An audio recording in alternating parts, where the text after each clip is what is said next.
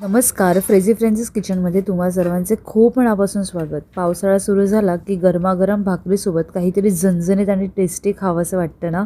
मग आज मी घेऊन आले आहे आपल्या वसईची एकदम पारंपरिक आणि भन्नाट रेसिपी मूग फ्राय. एकदा खाल तर पुन्हा पुन्हा बनवाल इतकी मस्त लागते.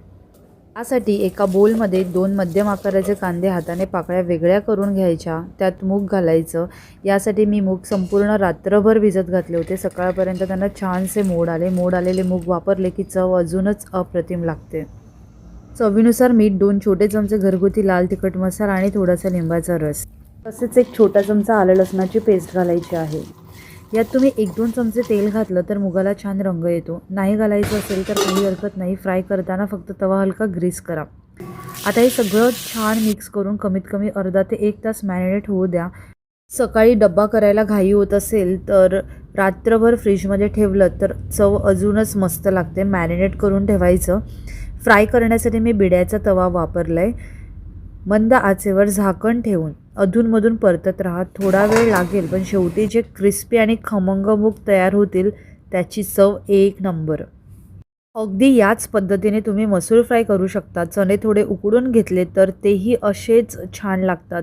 हे मूग फ्राय गरमागरम भाकरीसोबत, थोड्या लोणच्यासोबत किंवा भात, कच्चा सार, शिसोणी किंवा फिश करीसोबत खाल तर जेवणाची मजाच काही वेगळी असते. या सगळ्या रेसिपीज आपल्या फ्रेझी फ्रेंड्स किचन चॅनलवर अपलोड झालेल्या आहेत. वेळ असेल तर नक्की भेट द्या. चला तर मग पावसाळ्यात ही खमंग आणि पारंपरिक रेसिपी नक्की करून बघा.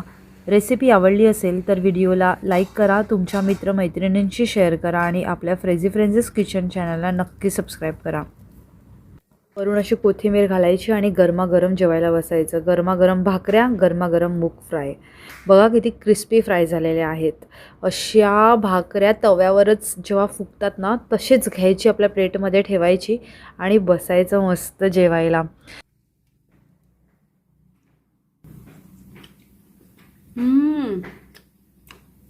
अति सुंदर.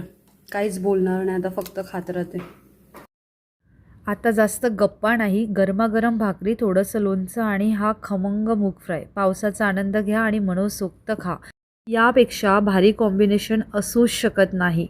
भेटूया पुढच्या रेसिपीत. बाय.